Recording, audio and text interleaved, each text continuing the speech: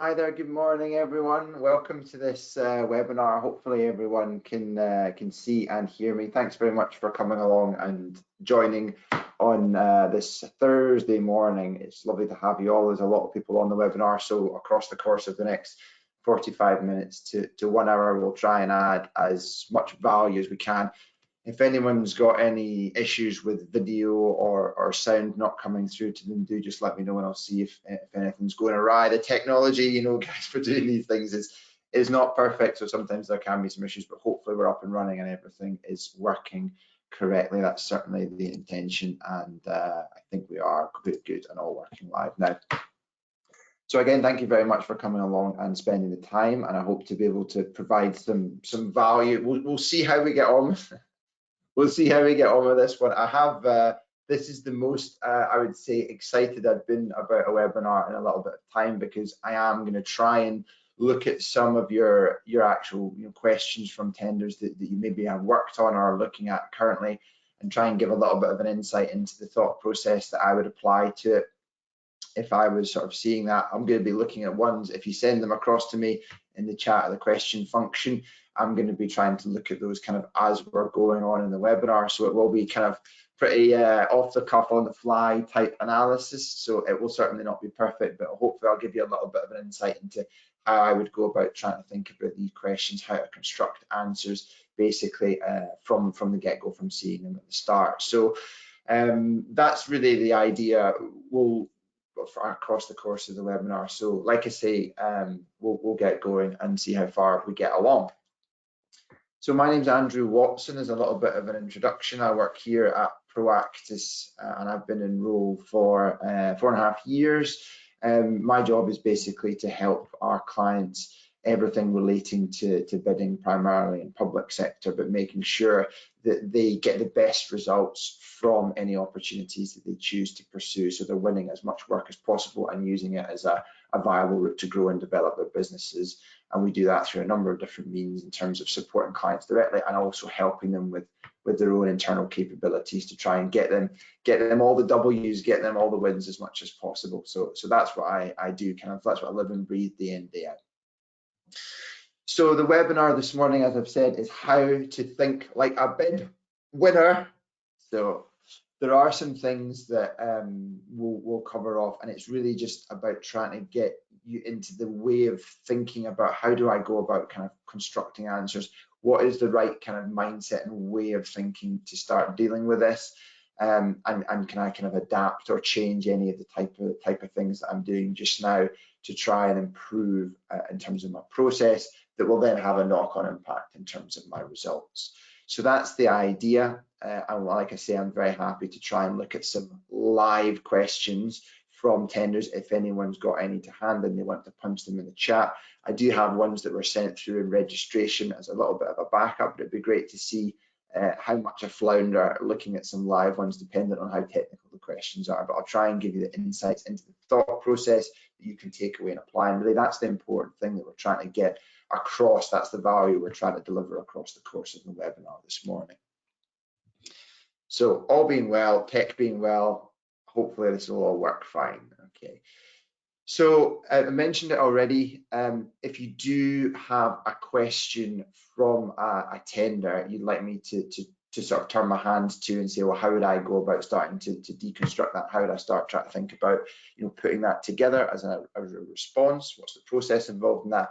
Do send them across. I believe there should be that chat function within GoTo for you to do that. You can just copy and paste the tender there. I will give you a little bit of time while I talk about some of the background thinking.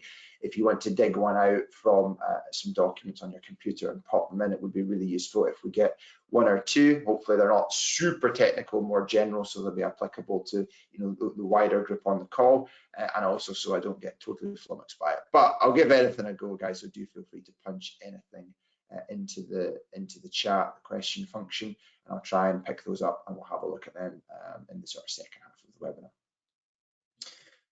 What I'll do, so start from now, guys, if you've got any, you want me to have a look at any individual questions, just punch them in and I will try and pick those up. What I'll try and do just in the meantime to sort of a little bit of a scene setting, if you will, is just to try and get you to think about, okay, well, what do I need to be doing? What do I need to actually answer questions? Okay, so what's the information that I have to have in place at my disposal if I'm going to start putting together high quality responses? So I've got what we'll talk a little bit about what this is. We'll also talk a little bit around about, well, actually, what's the process then when I'm at that stage? What's the process then that I need to undertake for actually constructing answers? Okay. And like I say, I've got some example questions that were put across at registration. We can have a quick look at those as well. And then obviously the live ones we'll move on to if there have been many live questions come in, you know, that you've lifted from the tenders. I'll have a look at those as well. And I'll just talk you through what my thought process would be. Obviously, I'm going to caveat quite a lot of what I'm saying. There are levels in terms of how much sort of sophistication and detail.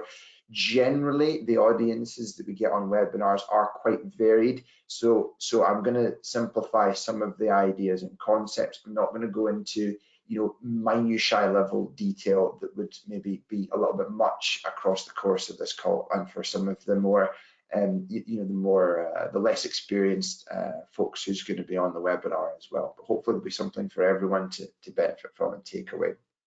And we'll just give you some sort of summary and conclusion piece, the next actions. I'm just going to, okay, there have been, okay, good. There have been some questions and some other comments and stuff that's been put in the chat. If there are, actually, if we do have some time at the end of the webinar, I will just try and answer, if you've got questions, not that are lifted from a tender, but just general questions around answering questions that you want me to ask, you can punch those in as well, and I'll try and sort of pick up, and we'll spend maybe 5 or 10 minutes then going over a couple of general questions as opposed to one you want me to try and sort of structurally answer. So I can see there's a little bit of mixing already in terms of what people put in. That's great. Thank you for the participation. You're just doing this into, you know, into a camera. It's sometimes difficult to know. It's not like a Teams call where you've got, you know, the 100 faces all there. So it's nice to get the participation. So do keep that coming, and I will carry on. Okay, I've said that already. I won't labor the point. So do send me your questions in. The more the merrier. It means I can cherry pick the easiest ones, guys. So please do keep sending them in and give me a fighting chance here. Feeling very exposed, but never mind. I did sign up to it. No one put a gun to my head. It was my idea even. Let's see how we get on. Okay, so again, just in terms of setting the scene, I will say that what we're attempting to do in terms of looking at a question live, that we have to caveat quite heavily what we're doing. What we can't do is I answer questions in isolation. You shouldn't be answering a question in a vacuum. So there's a context piece here. That's what I mean by that. So you've got one question that you're going to be answering that sits within, you know, a number of questions that we're going to be answering across the submission. It also sits within the context of, you know, what is the submission? What's all the information that I need to have to populate to complete it? And do I have that sort of information to hand? So we shouldn't just be, we want to avoid the staring at the blank page of doom, okay? So really the biggest takeaways from this is I'm not going to say, okay, well, here's the answer to any question you're ever going to answer. That's obviously impossible, and it just wouldn't make sense to try and do that. But what we're trying to do is, okay, well, what's the thought process that I need to apply when I'm looking at any individual question I've got to respond to? And actually, how do I do that within the context of the overall bid response? Typically, I'm just recovering from a cold as well, guys, so I will go a little bit croaky at points, hence the water. I promise it's not G&T, that's lunchtime, okay? No G&Ts in the morning. We need to understand, yeah, obviously the sort of context that it's in and all the information that we would need to have to hand, okay? So what we're doing just now is a little bit kind of caveating that, but yeah, we want to get away from the idea of, and I don't know how many of you have done it, but thinking of, like, I've got this question to answer, or more realistically in a lot of organizations, what happens is there's a subject matter expert and they will get pushed a particular answer. Dave, please can you answer question 4 in this tender submission? Here's the question, can you get a draft back to me by Friday? That happens the world over. and Dave will be the subject matter expert who has the most knowledge relating to what particular aspect that question is asking about, whatever particular technical aspect the question is asking about. But he's then being asked to answer that question in a vacuum. With all the best technical knowledge in the world, if he's just given the question and maybe the word count, there's a very strong cap on the level of quality of answer that he's going to be able to produce. It's far too much being done in a vacuum. It doesn't work like that to a high standard. But I know, I'm speaking to lots of clients up and in the country, there's lots of Daves floundering in front of a blank piece of paper being asked to write a question they've got no context around, and they don't have time to do it alongside the course of their day job. So that's a very realistic scenario that happens a lot. We don't want to do that. We want to make sure, whether it's ourselves or whether it's a colleague, that they have the setting and the context within which their question has to be answered, so that they've got the best chance of putting together the highest quality response the first time around in the most efficient manner. I will say, guys, when I'm speaking about this, what I'm talking about really is, the assessed quality section of the tender response. So whether that be, 3 questions, whether that be 30 questions, but the long form narrative answers that you have to put together that cumulatively form the quality percentage assessment of the response. Okay. So when I'm talking about, looking at them, more end to end, looking at the different questions you've got to respond to, I'm talking about I'm talking about the quality section of response, just to put that in mind. Okay, so far so good. Let me just double check on the questions. Oh my gosh, there are so many questions. Awesome. There are questions for me to have a crack at later, and there are also some general questions. We will try and run through as many as possible. Don't get through everything, which probably won't, then what we'll try and do is follow up with people individually over the coming days and weeks as much as we can, so that we can provide a little bit more detailed information for your specific requirements. Okay. So as I mentioned, referring to the quality questions, I'm looking at that, and what the first thing we need to be thinking about is, I want to look at that as a block. I want to think of it as there are individual questions that I have to answer within this, but I need to think about how do I maximize the quality of each part of a continuation of a story. That's all one story, right? And there's different parts within the story, and I want to make sure that the story end to end is of the highest quality possible. To be able to do that, I need to think about how the bits of the story are going together, what I should be talking about within different chapters, etc., if I'm not overstretching the analogy. What information do we need? Now, some of the stuff that I've put on the screen I think will sound familiar, and some of the stuff on the screen might be a little bit less so, but let's just go through.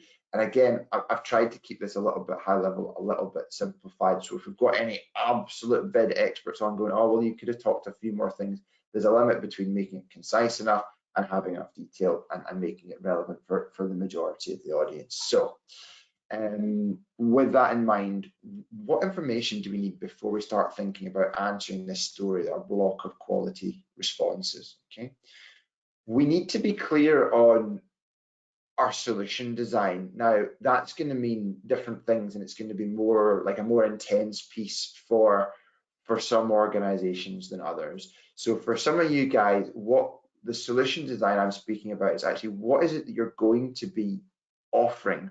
What does your offer look like? What is the packages of goods and or services that you are proposing to put across to meet the requirement of the tender that whichever authority has put together? What does that look like?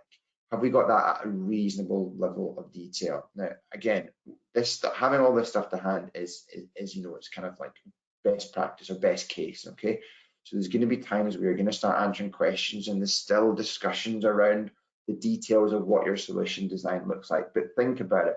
It's going to be very difficult to start answering questions about what you will do for the authority, for the client, what you will do, what you will deliver to them, if you don't actually know what that is. Okay, so the solution design then informs what your answers look like, rather than going, I'm going to write an answer and I'm kind of going to be assuming or kind of making up what we'll actually do in the fly or in relation to the answer, in relation to how the questions are being structured. We should have something that standalone captures this is what we're going to do. Even if it's reasonably high level, we should have something that says we're going to deliver this is how we're going to do it, like this, with this bit's on extra. So that's going to look more detailed and more complicated in some circumstances than the other, but we do need to think about, have we got that? Do we have clear in our minds what it is we're going to offer, how we're going to offer it like that, and why we're going to offer it like that, okay? So that solution design piece is going to be a more complex piece for some responses, for some sectors, depending on what you deliver versus others, but we need to have a clear understanding of what our solution looks like and actually have that captured in a document. I've talked in other webinars quite a lot about compliance, compliance matrix, response matrix. These aren't as widely used as they should be. You can basically, if you've not seen one, there are other webinars where I talk about it. There's a tools and templates webinar where I talk about compliance matrix in a bit more detail. And I would suggest if you're not familiar with it, you can go back and have a look. And I did send out templates associated with that webinar as well, so that you're familiar with them. But basically, it's a way of saying line by line, I need to capture all of the requirements of me as the service provider that have been referenced within the document pack.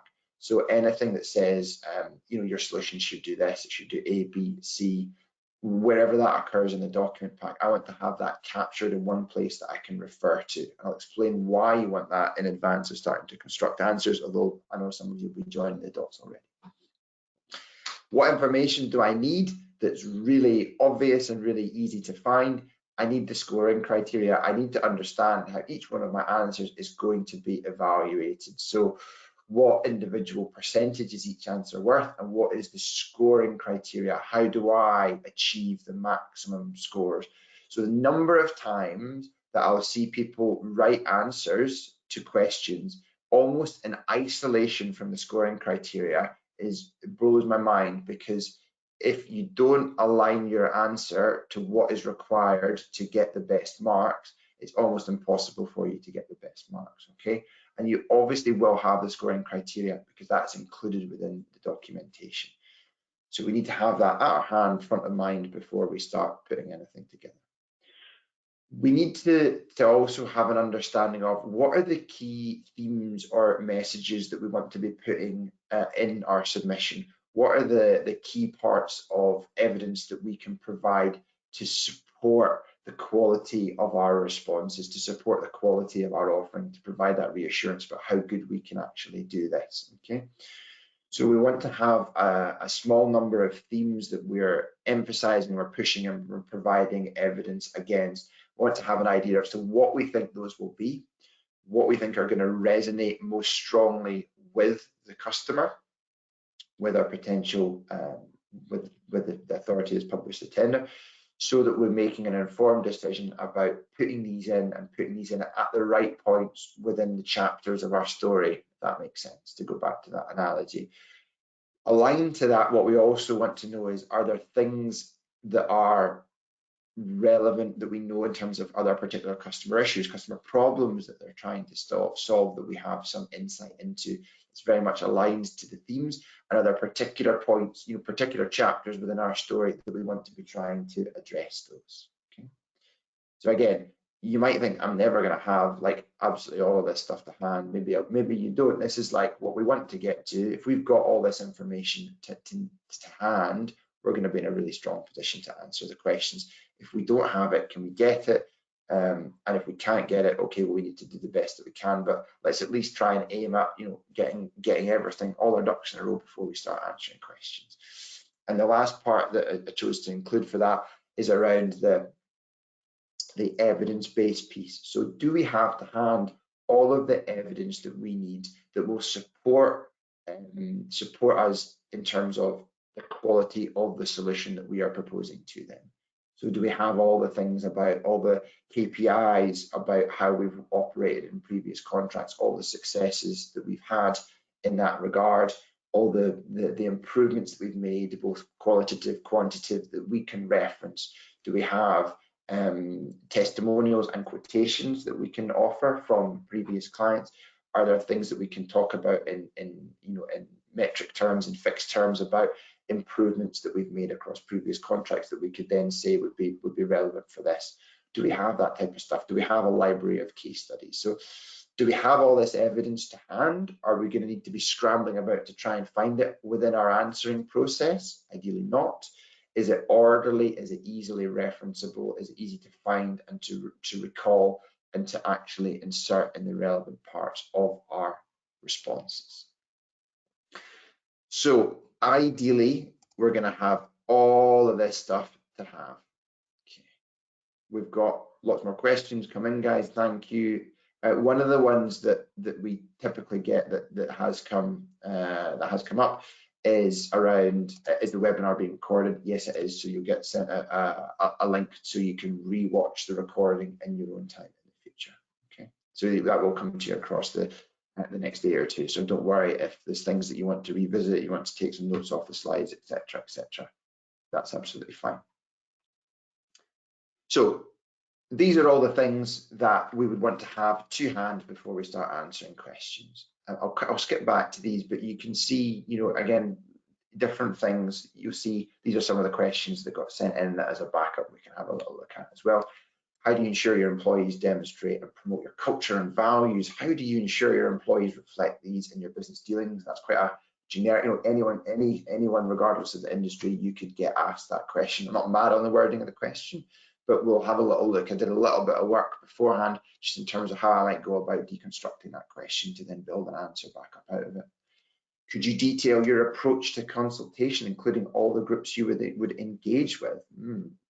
That's a question relating to marketing, tender for a marketing agency. So a little bit maybe specific, but the idea around consultation, and engagement with groups, stakeholders, all that type of stuff comes up, across multiple sectors. How do you support clients with strategic input for each campaign? That is a more sort of media planning, some media specific type questions. There are just some examples. We'll maybe dive into one or two of these in a little bit of time as well. Just some points that I think are important to reference. Again, if my voice is holding out. What does the process look like for constructing answers? This is the part that aligned with the bit that I've just talked about, saying what's all the information that we need to have in place. We've got all the information. How do I then start actually thinking about kind of constructing individual responses? Well, I talked about the kind of story and about forming like an outline for the whole of the story, the questions being different chapters. We need to think about that. We also need to think about within each answer, how do we start constructing that? So very simple things that we can start thinking about that are going to make a massive difference to how we structure our answers. And this is the bit that we'll get onto and try and do a little bit live if the tech and my brain, my voice holds up to it before the end of the session. We want to be thinking about, I want to think about a question, and that sounds like a really daft thing to say, but I want to think about the question in quite a lot of detail. And actually, I do loads of training courses, and this is an exercise that we do live within the training courses. And for some questions, it really does merit quite a lot of thinking, okay? So for a given question, I need to think about a way to divide that up. Now, some questions might be 200 words long. I've seen questions that are longer than the space that they've given you to put the answer in. Okay, and you'll also see, like we had in the previous example, pretty short one sentence. How am I going to divide that up? How do I create an answer structure from that question? I need to think about it, and it depends on how long my question is as to how much, how easy it is for me to take a lead, or how much I've got to sort of actually think and create my own sections. But basically, what I'm going to want to do is think, okay, well, the question, even if it's a one sentence question, there are different constituent components that I'll need to be addressing within that. I need to build a story, I need to build a case within my answer, and I want to do that in a logical and easy to follow way so that the evaluators understand the rationale, the thought process, and it's very easy for them to say this is a really comprehensive answer. Okay, so I want to construct section headers from the question as it's been given.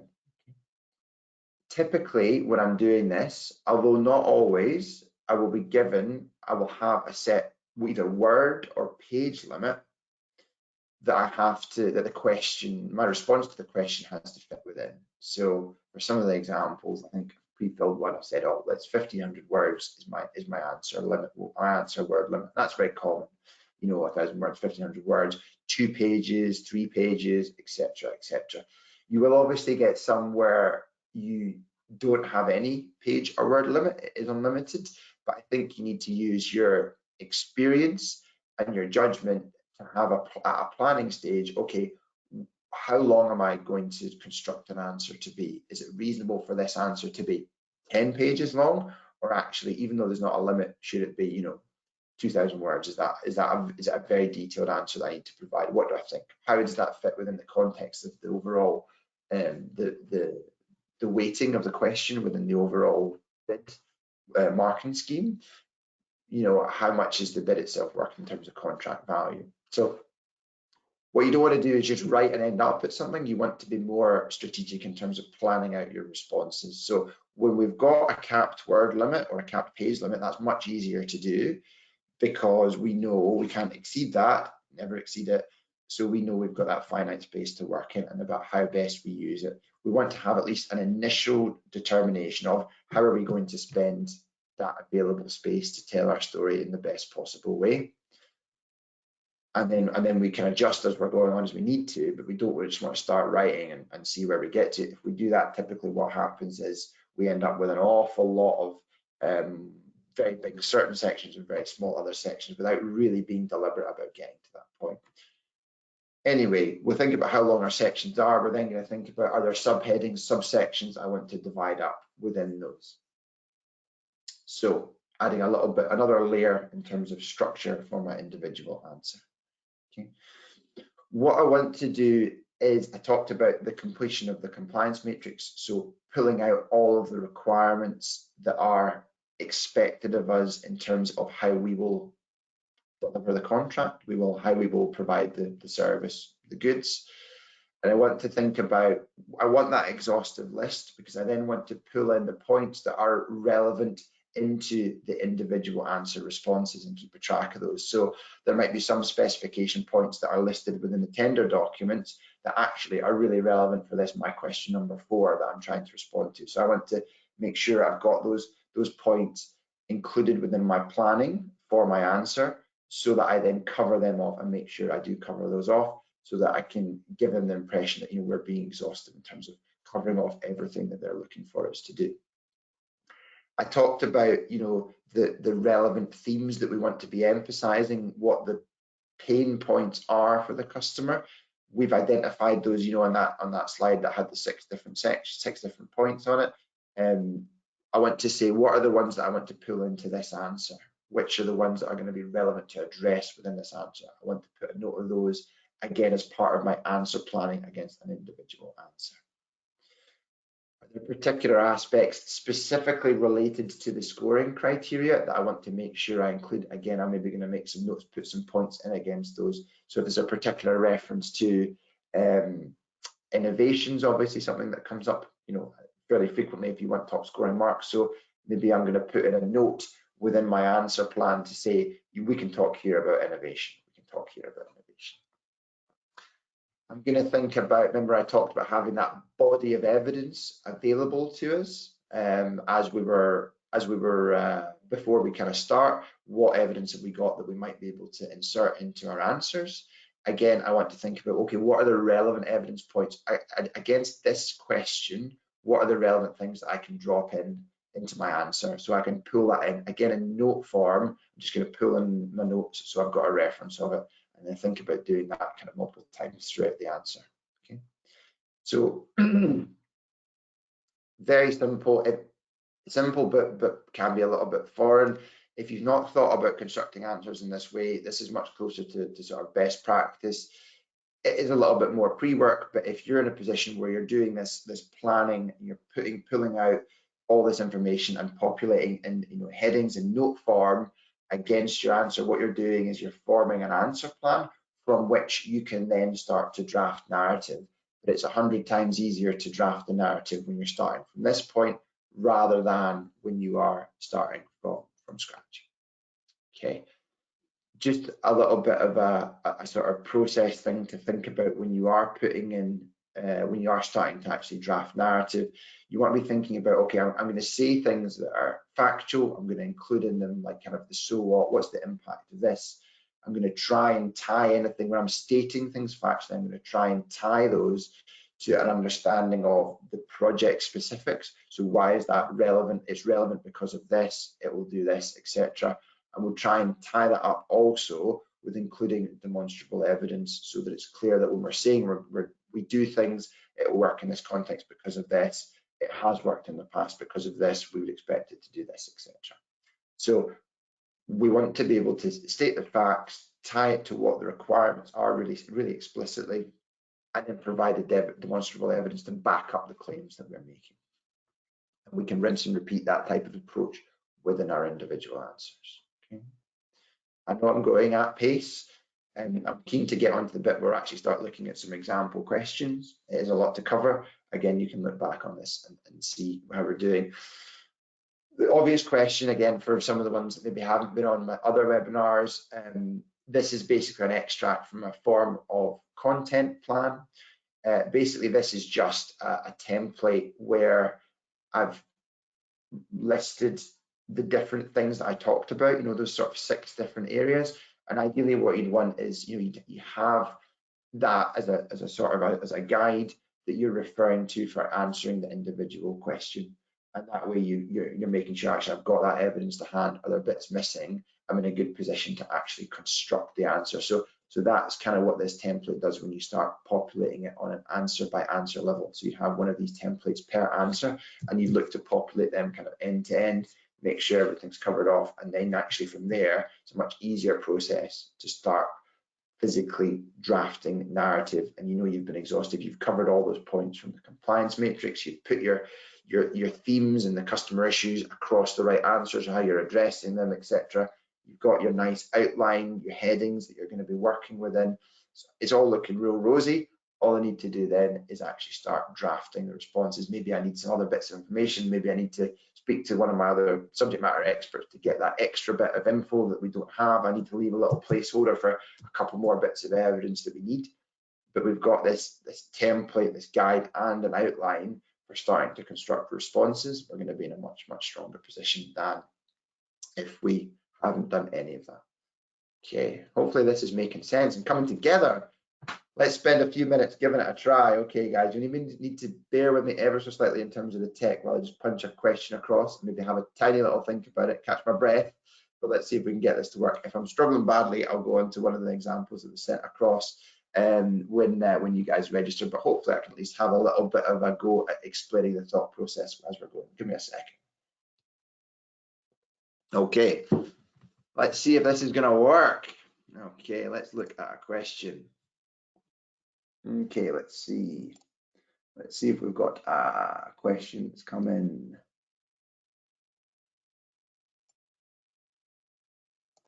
Okay.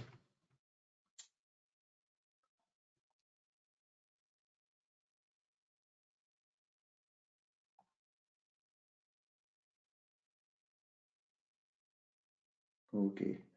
This is reasonable. It's reasonably generic. So hopefully, let's see if I can get it to work. Get this to punch in. Okay, just adjust the size.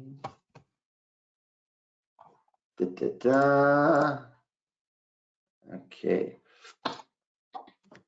Okay, let's see how we get on. What I've done, I've taken a liberty because I didn't expect anyone to sort of include an evaluation criteria within the answer that they were, or within the question that they wanted to be answered. So I've included a real evaluation criteria, but not one that was linked specifically to this question. So it's just an example. Remember I said about what are all the things that we want to have to hand, those 6 different areas. You know, what am I going to put in my content plan template? I'm going to put in you can see here, I'm going to copy across the evaluation criteria near the top of this one. I'm going to have that hand. I want to be staring that in the face as I am constructing my answer.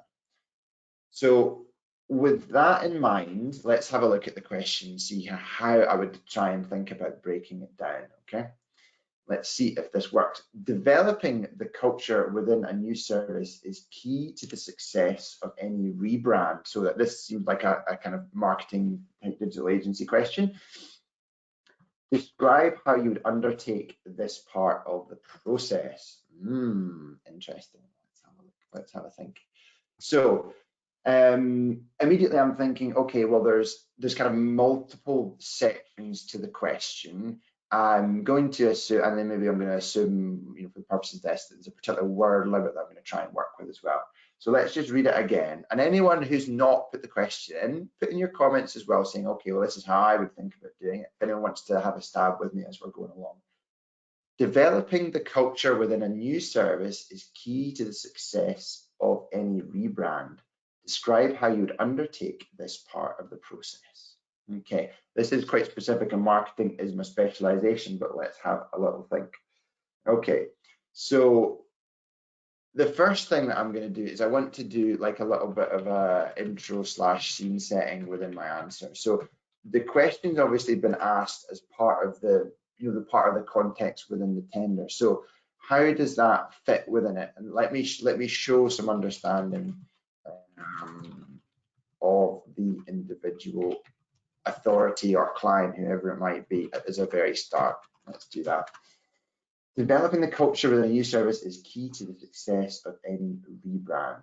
Okay, and I don't know if I'm going to do that separately, but I probably want to demonstrate that I understand what that means. So I don't know if that's going to be a separate topic, but I need to talk about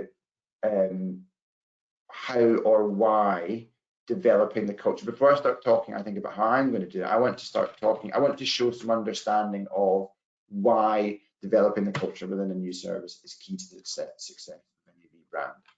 So am I going to talk about how or why developing the culture? I want to talk about how and why it's key. Okay, and I want to do that. So I'm trying to think whether or not I would do that as part of an intro, or whether I do that as a little bit of a scene setting around the client specifically, and then I want to talk about why it's important. What does it mean? Why is it important? Just to show that I fully understand within the success of a rebrand, that developing the how and the why of the culture is very important. I think I'm going to have to do something of an overview, a little bit overview of overall process, and then I'm going to have to talk about the developing culture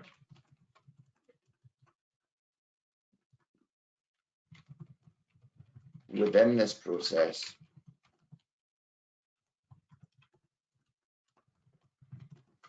I'm going to talk about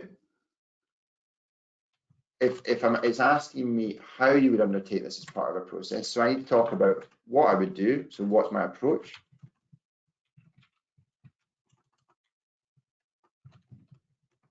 / methodology,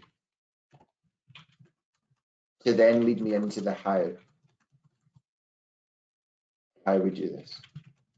Maybe that feels a bit semantic in terms of the difference to what and the how we do this. Obviously, the wording for the headings, you want to spend some time, develop them, how we do this. And that leads me into, maybe it's a subheading, why do we do this?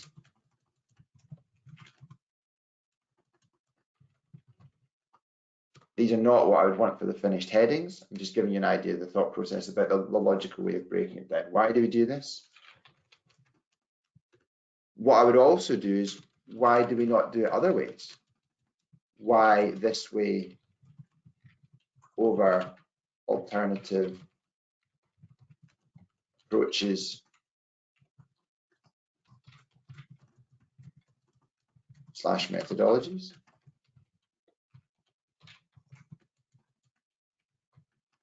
And then, of course, referring back to my approach, Oh, that's too small. That was too small. What, I have to change this in a second, guys. What results will be,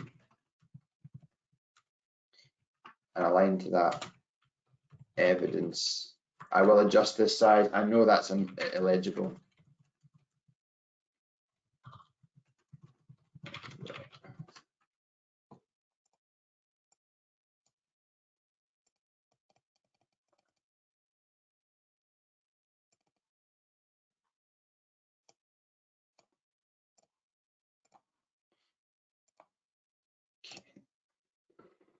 So very much off the cuff, thinking about it, just as we're going, I would be doing something like that. The sort of the initial sections, I would say, are, I'm going to spend less time on them. I just think it's really important within that question you show the contextual understanding of the situation within which the question is being asked. So what will it look like part of the rebrand for that particular client? What have they asked for within specification that you can make reference to? But actually setting the scene up, I understand. I want to make some reference to show that I understand what we mean by the culture within the service, stuff around, understanding about how it relates to the success of a rebrand. I want to talk about the overall approach a little bit, developing the culture. How do we develop the culture within my process? What is my approach methodology? How do we do this? Why like this? Why this over alternative approaches? What results are likely to be? What benefits it will bring to them? And the evidence of outcome I want to put in there, and probably at a few other points as well. I want to put in the evidence of, we do it this way because it's this, this, this, and actually addressing alternatives that we're not going to use is an important point. So I think the first few bullets are like scene setting. Maybe you would link those up and have some of those as subheadings. But I want to go kind of big picture to detail. So I want to set a scene at the start, show my understanding of the question, the context within it sits, the aspects of it that I need to address, the environment within which it's taking place. Then I'm going to dive into, this is how we would do it. How is it part of a process? Where does it sit within our overall process? Why we do it like this? Why we don't do it like this? What's the evidence to support the approach that we take? What it'll do for them, how it's worked in the past, what the outcomes have been from it in the past, etc., etc. That was a bit rough and ready, guys. I think I would adjust the headings. I think some of the top headings I would maybe kind of amalgamate, and I would certainly want to spend most of my answer in the kind of the bottom half, going into the more detail to address the question specific. But I think I need to show the understanding and set that scene in the early part to then kind of go. I probably also want a little bit of a conclusion to wrap up at the end. So the next stage around that would be a little bit looking at, okay, I need to assign some word counts around the different sections against my arbitrary 1500 words that I've got. I want to assign some, and I also want to go, okay, I need to start putting my bullets in now, my subheadings, what's the evidence that I want to pull across, where are the pain points, where are the specification points that I'm pulling in from my compliance matrix, and actually, where can I talk about the things that are going to score me top marks against my evaluation criteria? So talking about against that criteria that I've got listed on the screen there to get an excellent score, any detail and relevance, but to get an excellent score, I also need to talk about increased quality, including improvement through innovation. So can I talk about how we undertake this process, how the way we do it? Can I talk about how innovative that is? Can I talk about the quality impacts it's had in the past and the quality impacts it will have specific to this contract? Can I talk about where we've been innovative, etc., across the piece, and where we'll be innovative? So I might then put in my little points within the section, say what's that, how we do it, innovative. Might go like innovative point one,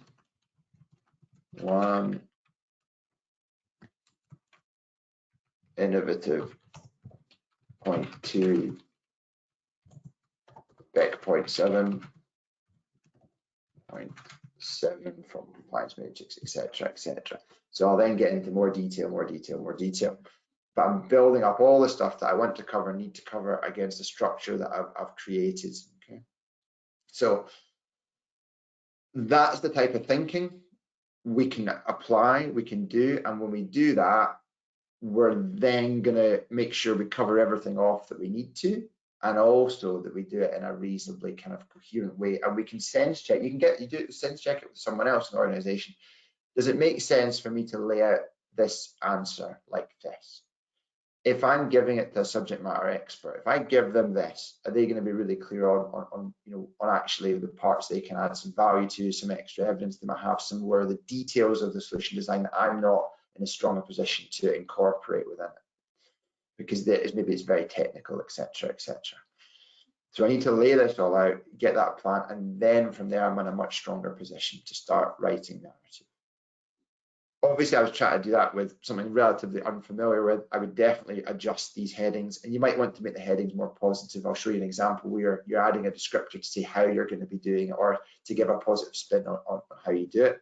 So I'll show you that in a little second. But the idea behind deconstructing it, even when it's a kind of a bit of an awkward question, I'll say this is a reasonably awkward question where it's not very, very long and it doesn't easily break into constituent parts, we still need to go through the process of what is a logical sequence to pursue this answer within. Am I going to make this really clear to an evaluator that I totally understand the question, how it relates to the requirements within the tender documents, the context within which they're operating? Have I understood all that type of stuff? I've understood the criteria they're going to use to evaluate it, so that I've aligned my answer with all of this good stuff. So that was fun. That was pressure. It was pressure. I'm conscious of time. I will give you a little bit of another. This is actually a very similar question, but this question could definitely be asked. This is not relating to a rebrand, so that you could get this question when I bring it up on the screen, guys. This question, or a version of it, you could get in theory, across a whole wide variety of sectors, because it's not as sector specific as the previous one was that we just plucked out and ran with. So this question is actually quite similar. How do you ensure that your employees demonstrate and promote your culture and values? How do you ensure your employees reflect these in your business dealings? Okay. So what I've done there with a little bit, it didn't take long doing it, and it won't take you long once you're up to speed and kind of running with this stuff, but just do the exercise that I did live there with just a little bit more thinking time. I'm conscious I didn't want too much dead air while we were talking about that last one. So I might break that up into talking about, exactly just defining what culture and values are. We can't really talk about how we demonstrate them, how we promote them, how they're reflected in our business dealings if we don't actually define and make clear what they are.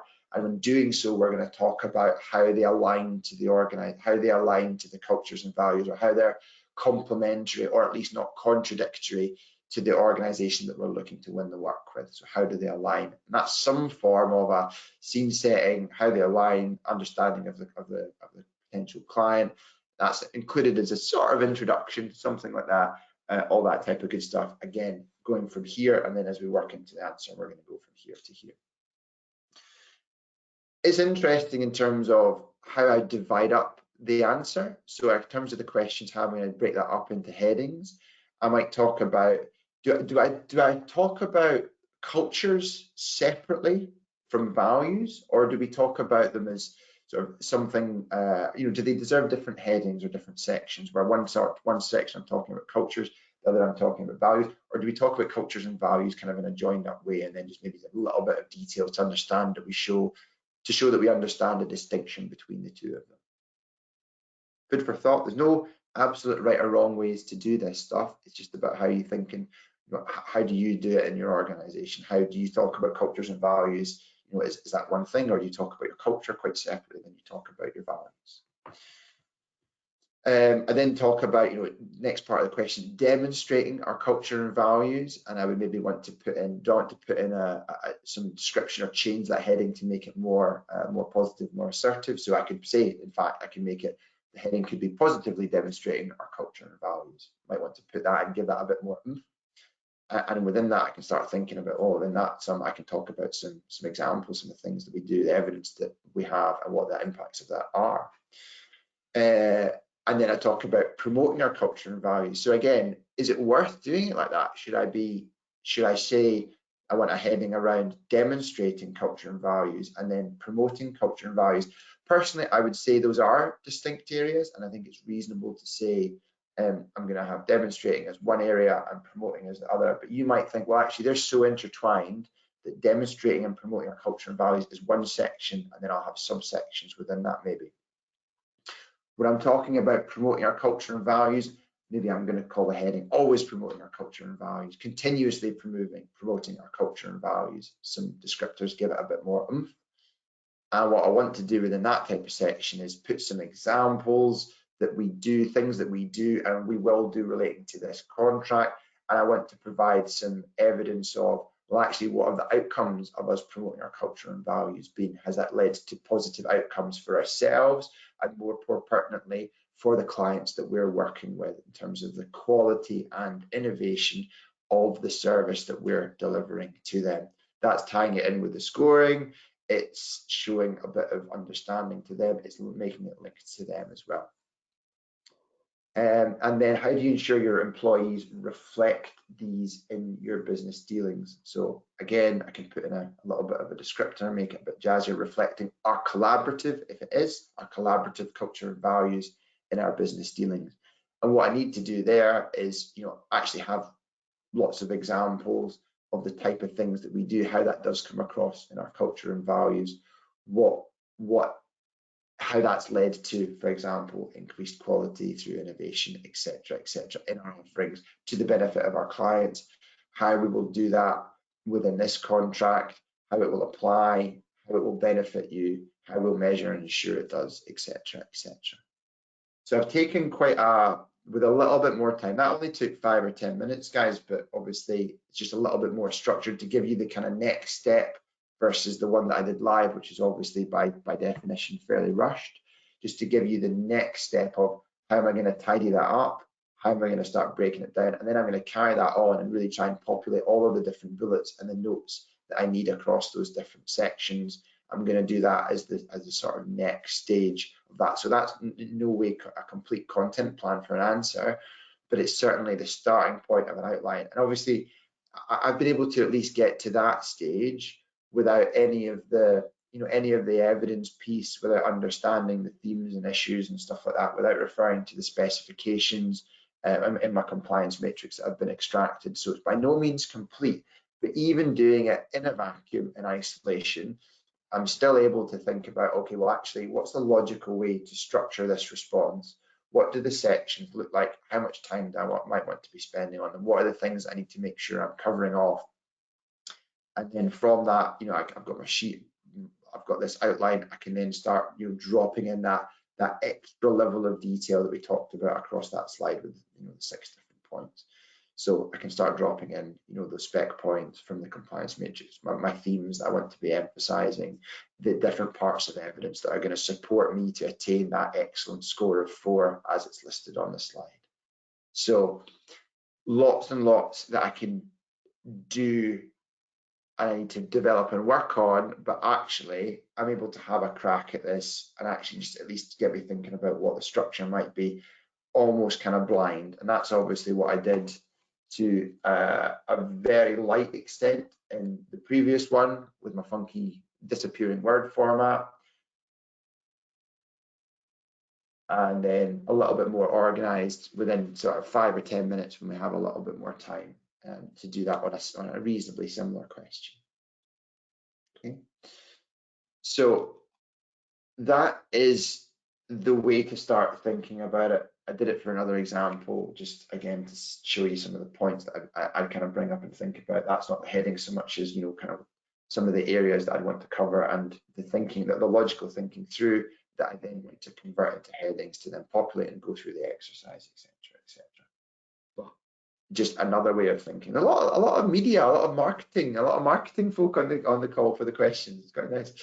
So again, just a way of breaking it down. And again, you're going to be more familiar, you're going to be the experts in what you do and what you deliver. So you're going to have an idea of actually, well, what would make sense for them to see in terms of how I go about constructing a response, but try and avoid writing your answers in this vacuum. So you really want to get to a point where it's clear I've understood the context, I've thought through the answers all, collectively, and decided what to respond to where, within my overall story, which chapters bits of information should go into. And really going, does the way I've structured this answer make as much logical sense as possible? How easy is it going to be to follow the way I've structured this, and why does it make sense? And is it going to resonate with them as a result? So, simple process. Okay, we're coming to the end. That was fun. That was fun, actually. I could have got an easier question. I could have been a bit more selective, but I thought it was fun to do it anyway. Hopefully it made sense, just getting a little bit of an insight into the thought process, setting the scene, working down what's appropriate headings going to be, how do I populate, bring it below that, pulling in all the information. So then I've got this guide, I've got this framework, I can then write from that. It's going to be much, much more straightforward. Okay, in terms of wrapping up, anyone, appreciate that we got nowhere near through all the questions. There were absolutely loads came in the end. If anyone wants to carry on with a 30-minute consultation, let me just check on the next slide is my contact details. Yeah. If anyone wants to get in touch, 30-minute consultation, we can go over any aspect of this or anything you might be having any issues with bidding, see if I can provide a bit more specific guidance for you. bidsupport@tendersdirect.co.uk. Just drop me a note. I'm very happy to arrange. We can arrange a call. If any of you have spoken with me before, you've seen my emails. There's also a link on my email directly to book in time into my diary as well. You're very welcome to do so. bidsupport@tendersdirect.co.uk. 30 minutes. There's loads of resources online that we have, the back catalogue of webinars, etc. Our training courses to go into some of this stuff in a bit more detail, a bit more of an interactive and longer form way. Training courses are excellent. You can look them up. They are on our Tenders Direct website. If anyone's not a Tenders Direct subscriber, I know it's a bit of a mixed bag. You can go on Tenders Direct website, you can sign up for a demo and or a free trial and get access to the system so you can see all of the different aspects, so that you make sure that you are able to find all the tenders to then all the tenders that are published across the public sector that you might want to then apply all this good learning to. Like I say, anyone wants to follow up, I will try and drop everyone a note and just see how you're getting on. We can carry on the conversation individually, very happy to do so. But I think we are just about out of time. I think it makes sense just to kind of give it a pause there. We're getting another webinar in the diary shortly. It's been an absolute pleasure having you on. Thank you for the questions. I will try and get round to them across the coming days and weeks, but there were a lot. I really appreciate the sustained interest and just the number of people that came on. I hope you can take a lot away. I hope it's a little bit of an insight into what does good practice look like, and at least some of these things that you can take away and start applying to your own answer construction, tender responses, and get the results that your business deserves as a result of those. So thank you very much for taking the time and effort on this Thursday morning to speak with me. It's been an absolute pleasure. I've loved speaking with you. Hopefully I didn't flounder too badly on the live question. It was a lot of fun doing it. And we'll see you again at the next one. For now, thanks so much, guys. Wishing you all the best for the rest of the day and the rest of the week. Bye for now.